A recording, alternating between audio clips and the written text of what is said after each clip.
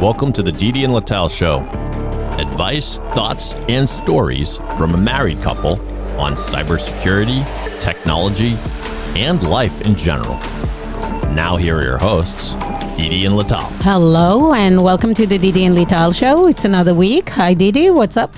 So we missed in the previous episode, and maybe we should put this as the first episode. We missed the Bruins trade deadline. I can't believe I didn't start with that one. Because first, I am partially in pain, but on the other hand, I'm partially very happy. Brad Marchand is no longer a Bruin, and I modeled my way of doing business with Brad Marchand. You need to cheat to win. You need to be willing to put everything on the line. You need to be willing to lick somebody occasionally to get the point through. Yes, so Brad Marchand, I even have a post on it. I posted on LinkedIn. I usually don't post personal stuff on LinkedIn, but this one really cut close. Everybody else they traded dead weight. Love Carlo, thought he was awesome when we drafted him in 2015. I never viewed the 2015 draft as a complete bust because we drafted him, but he is still big. He's still good at killing penalties, and he will never evolve to be a real defenseman because you need to be willing to be aggressive. And he's like a nice guy from Colorado and as he became a family man, he became even less aggressive. So that's kind of it. He was awesome as a Bruin, but bye. Charlie Coyle, very good looking guy. If you've ever met him in person, oh my God, that guy is good looking. He looks like a fucking statue. And that one, look, I'm not dating him. I need him to be a second line center, and he's not. So, but they're basically clearing out the lines to They cleared up. Start a new team. They started a new team, and this is the most interesting thing with this trade. This was addition by subtraction. If you need an example of addition by subtraction, the Bruins trade deadline and the outcomes, because they traded basically everybody. Right now they have a first line and 3 fourth lines, which is very sad. But they've right after the trade deadline, they beat Tampa and they beat Florida, and they beat Florida in a victory that basically makes most Boston fans very happy, because they didn't just beat them on the scoreboard, they beat the shit out of them. Nikita Zadorov basically mopped the floor with them, and he was considered to be maybe not the best signing. Now we saw why they signed him. Okay. So this was a very interesting thing. Yesterday game they lost, but if your goalie decides that he lets 4 pucks go right through him, it is what it is. This team cannot come back from 4-goal deficit. So, but they did. But they fought till the end, which they haven't done all season. So, it's good and bad, and hopefully, it's a sign for the future. So, and in the meantime, I think the Patriots tried to do the exact same thing with their free agency, because they basically threw out everybody. They threw out all the veterans. They're basically trying to get a clean slate. Okay. Restart. Yes, but they got nobody on offense. So I don't know if Drake May is married, but maybe he can find Giselle to say Tom can throw the ball and catch the ball.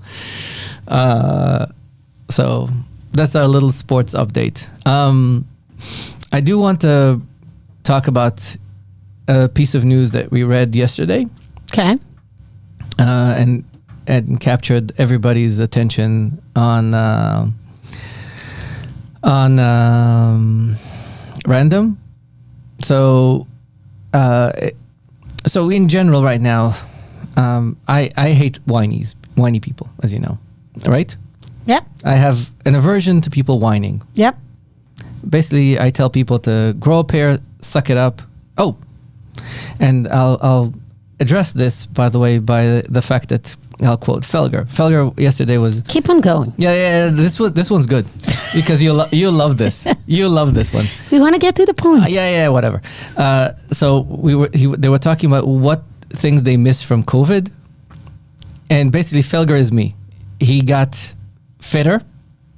He hates going out, and he was happy that they could stay home, and they had a very good family experience of everybody in the family together. I was thinking of you and me that during COVID, everybody else got fat, we got fit. And movie nights. And movie every nights. night. Exactly. Yeah, That was really nice. It's 5 years now. It's 5 years now. Who can believe that? That's the thing I wanted to mention. That Yeah. it's been 5 years since COVID, and I think they were definitely. I also missed the clear sky. The sky was cleanest that I've ever seen it. Okay. So back to my point about whiny people. There was like a whiny thing of, hey, we can't actually hire people these days because everybody cheats with AI. That sounds like Omri's teacher. That sounds like Omri's teacher, exactly. I cannot. Exactly. We got 2 emails from teachers from Omri, and I basically wanted to drive to school and punch them in the face, both of them, because both of them were whiny of, oh, the little kid is annoying us. Go tell him something. Guys, you're teachers. Like, we got an email from his math teacher saying he's great in math, but he ate a snack during class time, and we're sending you an email about it. I was like, tell him to stop eating the snack if you don't want him to eat the snack. Like, what do you want me to do? He's almost 16. Like, Yes. why are you sending me the email? Yes, he shouldn't eat a snack if it's not allowed. I'm still thinking of sending her an email. What is the point? And then there was the Latin teacher. I don't remember what was that. The English teacher, that he constantly talks in class. Yeah. But in a way that apparently this was the first time that he did this. This is March. If he constantly speaks in class, I don't know. All I wrote to her is give him more assignment, and she was like, "No, we cannot give him more assignment." And the class was watching a movie about Shakespeare. I was like, okay, maybe they should read Shakespeare instead of watching a movie. Yeah. Whatever. Whiny. It's basically the do your job. Like, what do you want me to do? It's the tech companies basically saying, oh, big AI is making us miserable. They're making it so hard for us to interview with our standard interviews. So this is something that I've been pushing back on my side. So it came from you reading an article about Anthropic, I think. No. Was it? No. It started off with a LinkedIn post that basically came from recruiter for basically one of the companies that we use HackerRank. There's another one that Let Me Something. There's a couple of these companies that built standardized tests for interviewing for engineers, which I hate. It completely broke our interview process, which was a lot more open-ended. Okay. But because of our favorite topics like DEI and all that stuff, everybody says, oh, you need to have a standardized test. We need to be able to. So basically all the whiny companies that basically decided that they don't want to be sued by anybody coming in, they built a bunch of tests by a bunch of very shitty companies that create a platform that basically does one type of interview for everybody. And now AI is basically throwing a monkey in the wrench. And a monkey... Because basically an employee... a candidate will prep for those tests or will ChatGPT it? We'll ChatGPT it and we'll do it fast and correctly, and that's what they deserve because they shouldn't be doing this. And one of the things it created was a LinkedIn thread of recommendation, and everybody was talking about the fact that you need better monitoring, you need better communication, tell everybody not to do this. This is where Anthropic came into the play because they posted something that while they expect 90% of the code by 2026 to be built by AI, they ask to know... an AI company. Yes. They are asking that they want to know the candidate. So they're asking not to send any emails with AI, not to do any tasks with AI, not to do any of the stuff with AI because they... yes, exactly. So help me understand. An AI company is telling candidates to not use AI in the admission process to the work. Yes.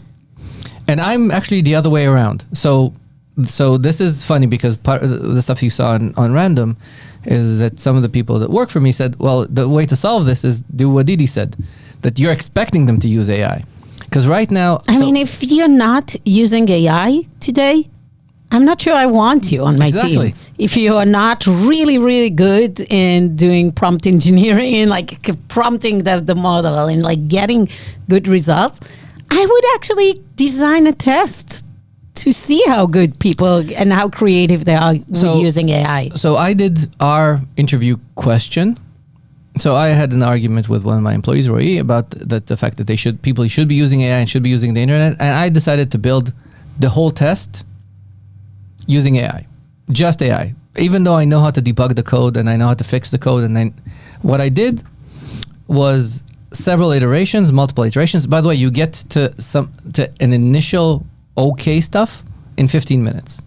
So if you do like a bunch of commands, if I basically scan the wiki page and paste it into CLI of ChatGPT or Copilot and say, make me something that does this, it will generate something that's kind of okay.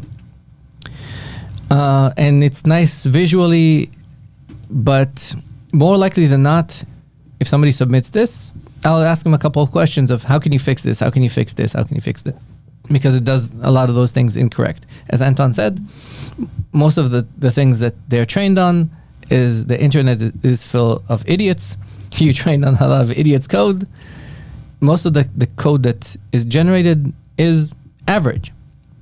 And you can ask very fast questions to be able to understand if somebody has thought through. And I was playing with this. And by the way, this is another thing I saw, that once you play around a lot with AI, it gets to what I call a declining curve.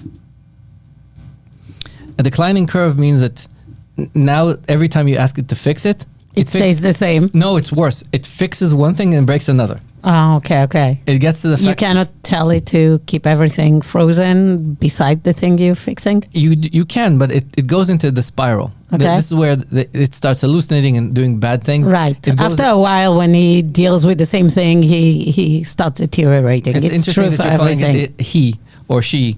It's an it. Whatever. So the it. Hal, if you don't know who Hal is, you know who Hal is? Yeah. Okay. So Hal basically starts fucking around. Okay. And what you need to do is basically delete everything and think through all the steps that you did up to this point. Write basically a design spec. Tell it, do this with all the steps that you've learned that it needs to fix from the original one. And then it builds almost perfect code. Mm-hmm. That was my bubble, sort of. Basically, I put in all the asks up front of all the stuff I'm expecting it to do and start new, and it built something good. But built something really, really good. But this is something that I'm expecting newer developers to have experience with, of understanding the thoughtfulness of crafting commands. So are you giving them those guidelines? Are you telling them, hey, it's okay to use AI? I want to see your prompts. I want to see how you... do you want them to submit the whole kind of AI stuff? We share a screen. Okay, so they do it live? They do this live. And you're okay with them then going...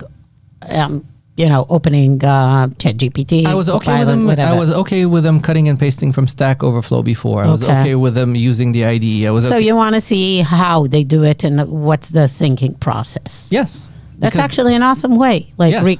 You can share screen, you can record screen and submit it. That's an awesome way. But it requires you as an engineering manager to actually have a working brain. Actually, that makes me think of and not be lazy. I need to test people that way. I want to see the prompts. I want to see how they're thinking. Yes, because it all came from a guy called Joel Spolsky. And Joel Spolsky basically said, you wouldn't hire a DJ for your wedding and not come and see him work, right? And I personally related to that one. Well, yeah, your brother is the DJ. This is why I still remember this thing. He said, you wouldn't hire a DJ for your wedding without coming and seeing him. And I said, of course you wouldn't. And since then, that's been my motto for years. Of you wouldn't hire a DJ for the wedding. Why would you hire an employee that you're giving a contract for a shitload of money to do stuff without seeing him at work? Him, her, they at work. Okay. So my expectation, I actually want to see everybody do their job. It's interesting because it also makes me think about how schools needs to evolve from this point of like telling kids never use ChatGPT, never use that. Instead, they need to see that they learn those things. I mean, a few thoughts.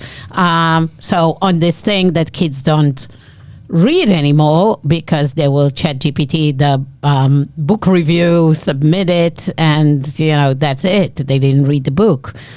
You can just ask them. You can just test them to talk. I mean, we need to move. If you actually want to test for knowledge, schools needs to move to oral testing.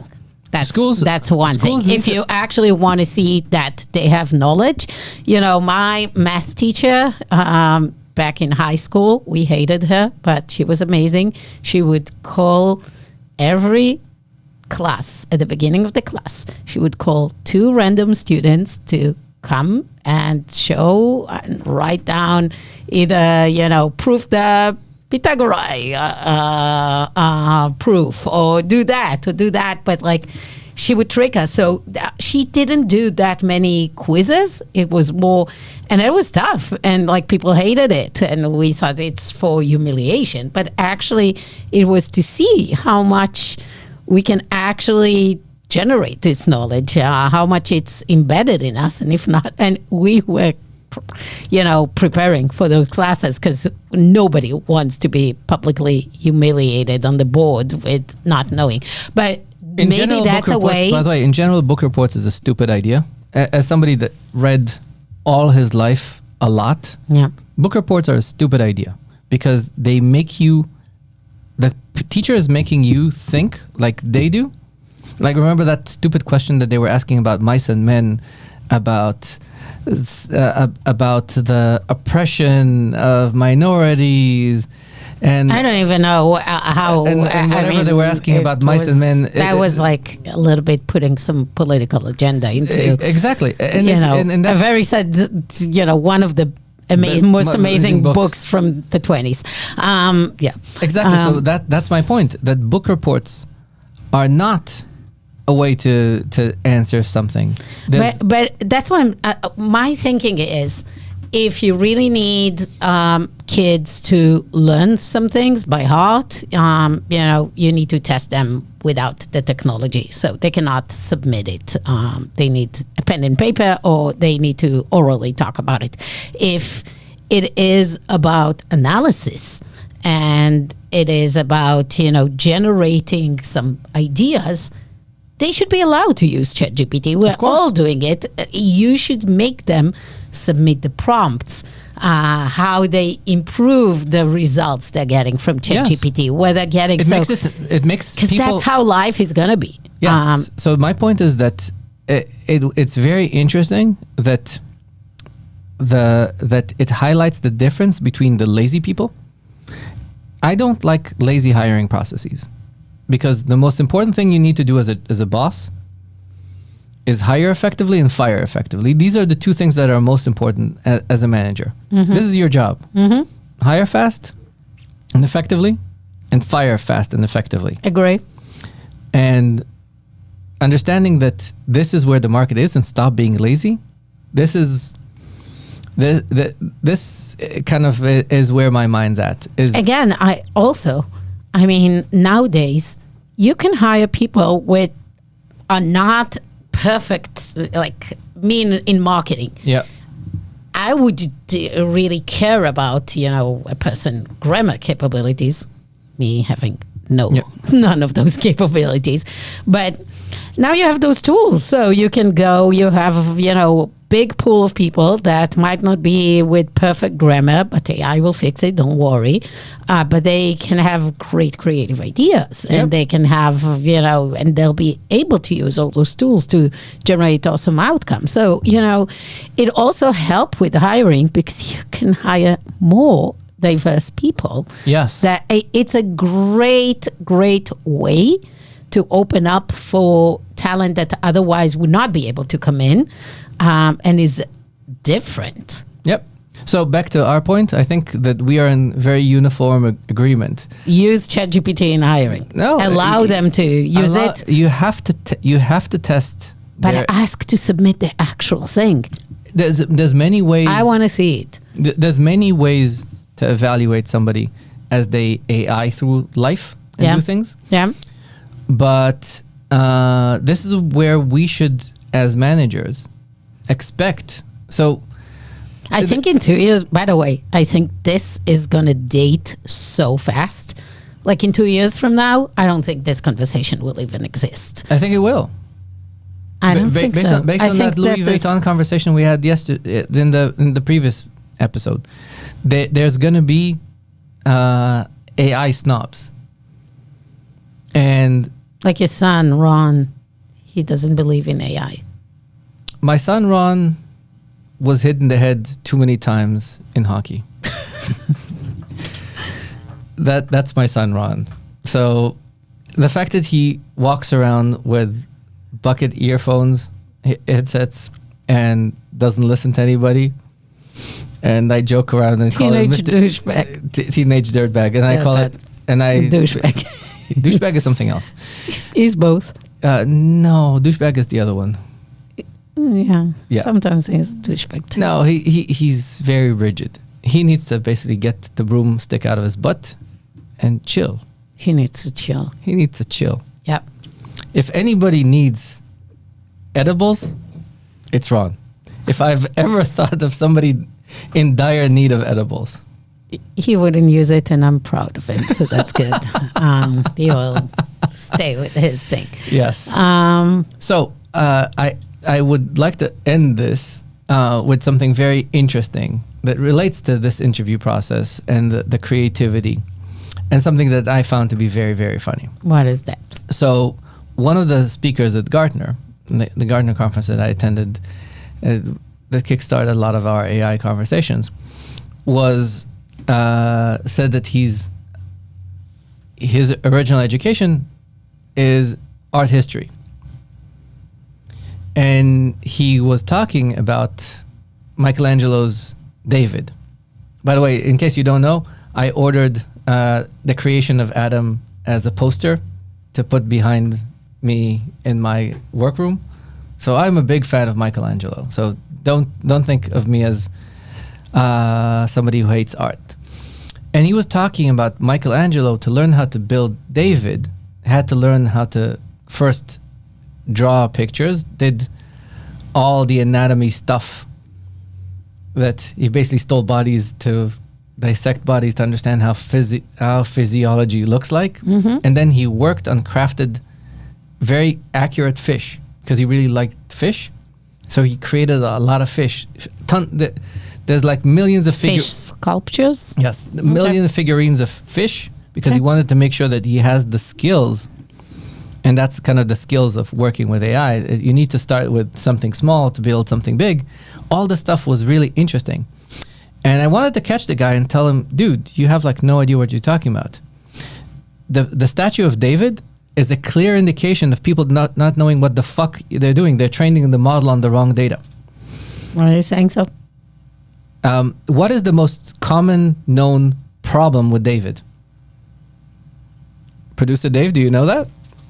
Is too tall. He's probably in the heaven beam. The hands are too big. He took such great care in crafting the hands, and then when he did the rest of the statue, he realized the hands were too big. But he loved him so much, he left him. Right? That was one. Okay. But the thing that I like the most is he's not circumcised.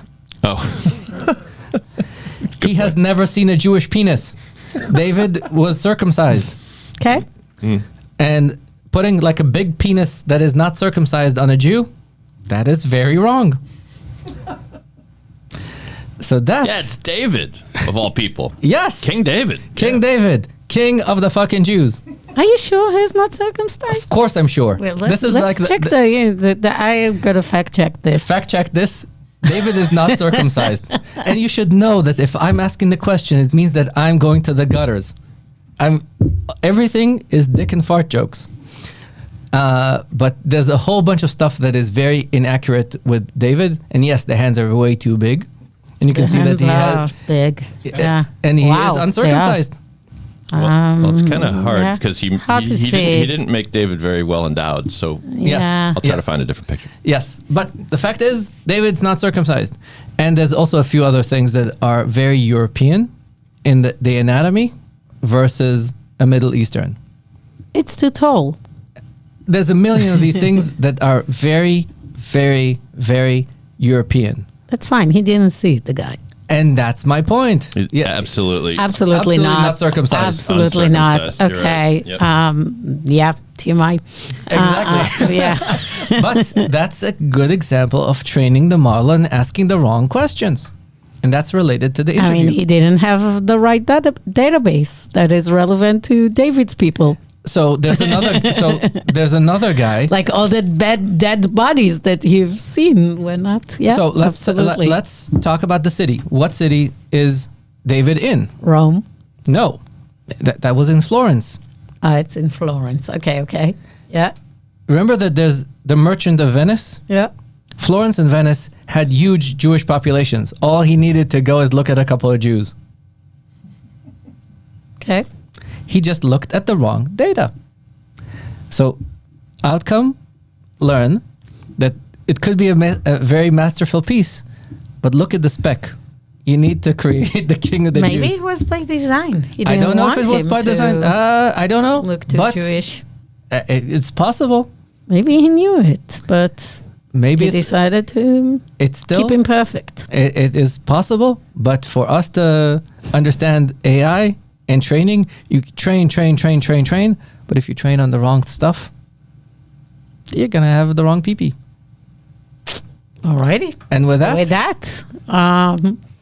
let's close. think about if you want to use AI in interviews and be upfront about it if the person can or cannot. I think it's important to have transparency these days because people need to know the expectations. Exactly. Well, the Didi and Lital show is a weekly podcast. If you like us, please share with friends so they can also enjoy those episodes. We are a weekly podcast. We'll be here next week. Thank you so much. See you soon. Bye. Bye.